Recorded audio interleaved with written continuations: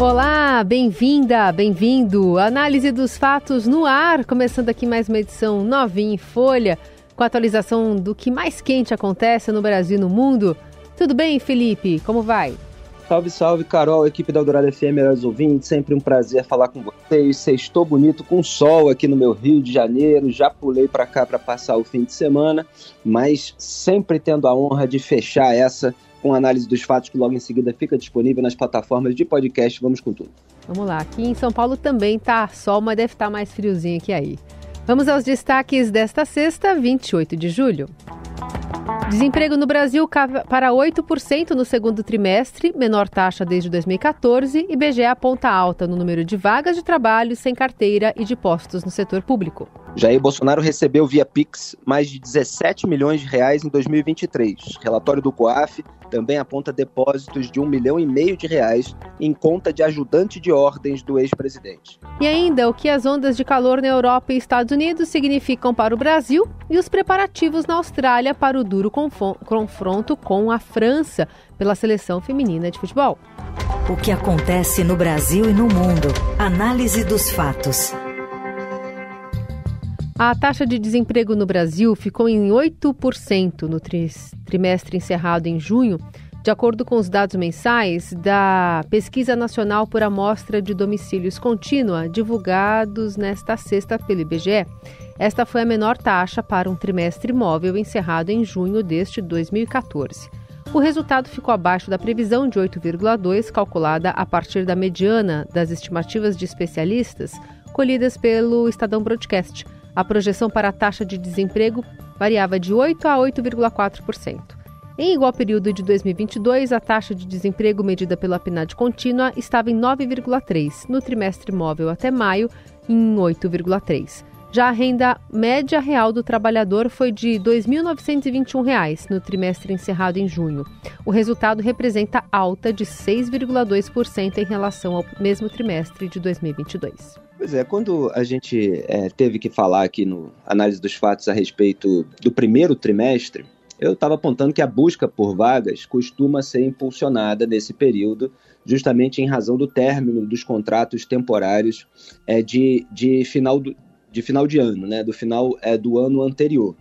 Então você tem um aumento do desemprego no primeiro trimestre e isso, em geral, o padrão sazonal, é neutralizado logo no segundo trimestre. Então você teve uma pequena melhora, só que uma melhora abaixo das expectativas. Então o país ainda tem uma taxa muito alta de desemprego, aí por volta dos 9 milhões, quase 9 milhões, embora o próprio governo do PT, com a gestão de Dilma Rousseff, tenha deixado 14 milhões de desempregados, né? Houve uma pequena recuperação aí nos últimos anos, o que levou inclusive ao aumento da nota de crédito do Brasil. Como a gente estava falando, foram vários fatores ali que impulsionaram os negócios, melhoraram o ambiente, principalmente depois da retomada pós-pandemia, mas a situação ainda não é das melhores. E se você for analisar, não são empregos de carteira assinada, são empregos informais, você tem aumento de vagas no setor público, agora você tem um governo tentando criar vagas, e isso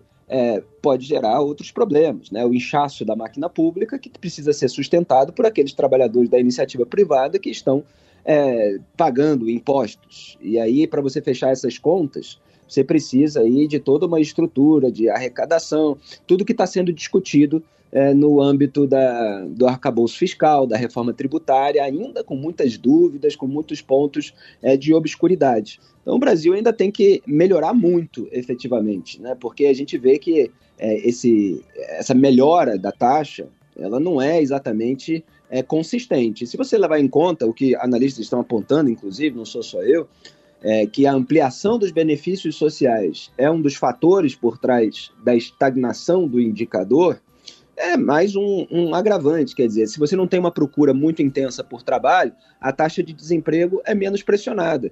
Então não quer dizer que as pessoas estão efetivamente trabalhando, produzindo, elas muitas vezes acabam ficando com aquilo que recebem e depois você vai precisar de outras pessoas para sustentar. Então não é uma economia pujante ainda do Brasil. Vamos ver se melhora, a gente faz o trabalho aqui dia a dia para que isso aconteça. Na Eldorado, análise dos fatos. O relatório do Conselho de Controle de Atividades Financeiras, o COAF, mostra o recebimento de mais de 17 milhões de reais via transação por Pix nos 6 primeiros meses do ano na conta do ex-presidente Jair Bolsonaro. O COAF aponta que as movimentações atípicas podem estar atreladas à vaquinha feita para pagar multas com a Justiça após Bolsonaro ter sido considerado inelegível pelo TSE. Os dados obtidos pela Folha de São Paulo mostram que o montante corresponde a quase todo o valor movimentado por Bolsonaro no período, quase 18 milhões e meio de reais. No início do mês de julho, Bolsonaro afirmou que já tinha recebido o suficiente para pagar todas as multas que recebeu em processos judiciais e eventuais novas punições, mas não deu detalhes. Entretanto, o dinheiro arrecadado pelo ex-presidente no Pix equivale a 8 vezes o que ele disse ter acumulado em toda a vida, ao declarar apenas R$ 2.300.000 em bens ao Tribunal Superior Eleitoral na última eleição. As informações foram enviadas para a CPMI do 8 de janeiro com dados de outras pessoas ligadas a Bolsonaro, como, por exemplo, o tenente-coronel Mauro Cid, principal ajudante de ordens do ex-presidente. O relatório do COAF apontou também movimentações atípicas e incompatíveis, além de indícios de lavagem de dinheiro nas contas bancárias de Mauro Cid. A movimentação de recursos é, de acordo com o COAF, incompatível com o patrimônio, capacidade financeira ou ocupação profissional de Cid. Essa informação foi revelada pelo jornal O Globo. O relatório de inteligência financeira também destacou o envio de mais de R$ 360 mil no dia 12 de janeiro para os Estados Unidos, onde Cid e Bolsonaro estavam desde o dia 30 de dezembro do ano passado, após o ex-presidente ter deixado o país nas últimas horas do seu mandato. O advogado de Mauro Cid, Bernardo Fenelon, afirma em nota que todas as movimentações financeiras do tenente-coronel, inclusive aquelas referentes a transferências internacionais, são lícitas e já foram esclarecidas à Polícia Federal. É bom lembrar que o COAF, o Centro de Controle de Atividades Financeiras, é aquele órgão que aponta movimentações bancárias atípicas para que essa atipicidade seja investigada pelos órgãos competentes. Ou seja, não é porque é atípico que necessariamente é irregular, é ilegal, etc., mas você tem ali um indício, pode ser ilegal. Foi o COAF que soltou aquela lista dos 27 deputados estaduais da ALERJ, da Assembleia Legislativa do Estado aqui do Rio de Janeiro, na qual constava o nome do Flávio Bolsonaro, porque o Fabrício Queiroz, ex-assessor do Flávio, tinha movimentação bancária atípica e daquela pena saiu um galinheiro inteiro de rachadinhas da família, fora de outros parlamentares, inclusive 2 petistas ali que figuravam na lista. Então, dito isso, você tem o caso do Mauro Cid, começando aqui pelo personagem secundário, que aparentemente é mais inexplicável, porque você tem um ex-ajudante de ordens que recebia R$26 mil de salário bruto, um salário até relativamente alto. Agora é suficiente para que ele receba R$1.600.000 em créditos e R$2 milhões em débitos, para que ele mande para os Estados Unidos R$367 mil, sendo que o Bolsonaro mandou R$800 mil. Quer dizer, estavam mandando dinheiro para poder sacar lá, imagina, enfim, para poder levar a vida nos Estados Unidos, quando o Bolsonaro fugiu ali com os seus ajudantes, com medo do fim do foro privilegiado, de ser alvo de uma operação após o final do mandato. Né? Ele fugiu para lá, para a Flórida, 2 dias antes de acabar o seu mandato, no final do ano passado. Então, o Mauro Cid realmente vai ter que passar por um escrutínio. A gente não consegue ainda, só com essas informações, cravar ilegalidade, mas é tudo muito suspeito. Em relação aos 17 milhões e 100 mil reais do Jair Bolsonaro, você tem aí já uma alegação pronta, né, que ele recebeu muita grana por meio da vaquinha, que foi promovida pelos seus apoiadores para pagar multas processuais. Aí a gente vê o poder da propaganda, quer dizer, o sujeito posa de vítima, de arbitrariedades, etc., e que precisa da ajuda do povo, e as pessoas podem ter dado aí milhões de reais. É preciso passar sob escrutínio para ver se foi isso mesmo, doações espontâneas de cidadãos comuns, sem qualquer tipo de contrapartida. Agora eu chamo a atenção que o relatório do COAF registra ainda R$ 3.600 repassados a Valderice Santos da Conceição, aval do açaí. É bastante curioso. O Bolsonaro, então, estava pagando aval do açaí, agora está pagando mensalmente porque ela é uma funcionária fantasma do Jair Bolsonaro, que ficou 15 anos registrado na Câmara dos Deputados, enquanto Bolsonaro era deputado federal, e estava lá, aqui perto, na Vila Histórica de Manducaba, na região de Angra dos Reis, no Rio de Janeiro, dando água para o cachorro do Bolsonaro e cuidando da casa, quer dizer, fazendo o papel de caseira. Isso, quando você tem uma caseira, qualquer cidadão comum decente, você tira do seu próprio bolso dinheiro do seu salário para pagar aquela funcionária privada. Jair Bolsonaro não, ele colocou nas costas do povo, para o povo pagar a caseira dele. Então ele registrou lá em Brasília, como assistente parlamentar, supostamente para fazer trabalhos legislativos, a caseira que estava atuando aqui no Rio de Janeiro. Aliás, houve uma decisão agora, na quinta-feira, ontem, portanto, da juíza Ivani Silva da Luz, da 6ª Vara Federal Civil da Justiça, definindo a lista de atos de improbidade administrativa pelos quais Jair Bolsonaro e a própria Val do Açaí vão responder. Ela disse que não dá para descartar que houve atos de improbidade, mas se eles realmente aconteceram, isso vai ser julgado ao longo do processo. Mas já apontou ali pelo menos 5 possibilidades. Não vou ler aqui que não vai dar tempo, mas é um caso grave, manifesto, que ela estava registrada em Brasília sem nunca ter ido lá e atuando de uma maneira particular na casa do Bolsonaro. Então, assim, cada dado desse escrutínio precisa ser bem detalhado e a gente vai ver o que há de irregular. Mas o fato do Bolsonaro continuar pagando a Val do Açaí mostra que ela, de repente, continua exercendo as funções de caseira, só que agora, depois do processo, ele passou a pagá-la, tirando do próprio bolso, depois de 15 anos, deixando nas contas do povo. Ou pode ter uma suspeita aí de que ele está pagando alguém que está lá dando depoimento, etc. Quer dizer, que está do lado dele para que os dois não se comprometam. Eu acho tudo muito esquisito. Análise dos fatos. A chegada de uma onda de calor no leste dos Estados Unidos nesta semana pode fazer Nova York passar dos 41 graus Celsius até sábado. As altas temperaturas registradas também na Europa e na Ásia nas últimas semanas fizeram o Serviço Nacional de Meteorologia emitir pela primeira vez em 2 anos um alerta de calor para a cidade até a noite de hoje e mobilizaram autoridades.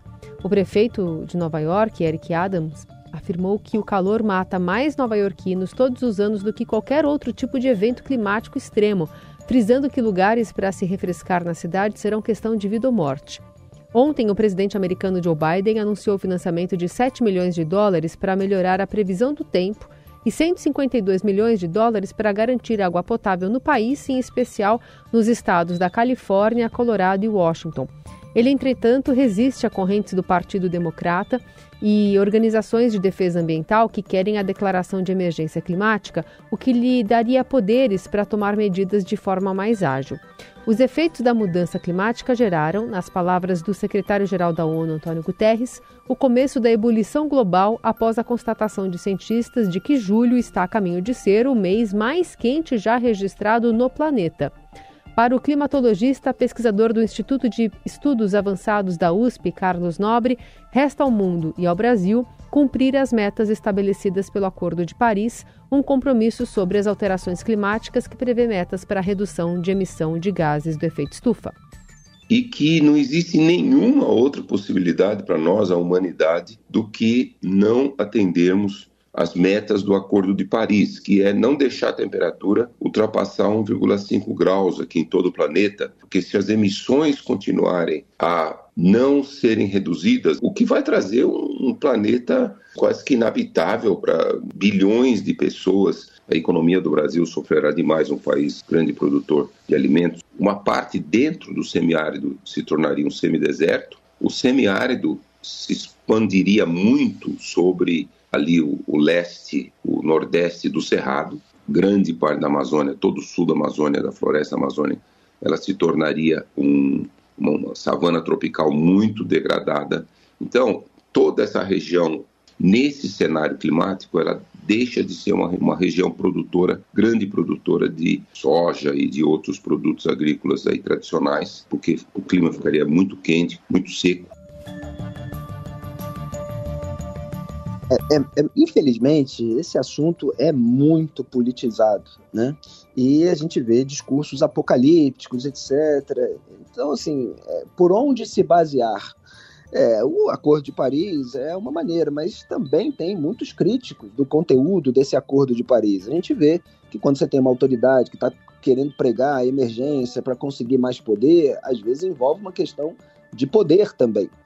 Então, assim, é preciso filtrar muitas informações nesse sentido. Agora, o principal, para o aspecto imediato, qual é a previsão de temperatura, quais são as consequências específicas e o que os cidadãos e as autoridades das respectivas localidades podem fazer para evitar vítimas, né, que estão saindo, aí, pululando em diversos locais do mundo.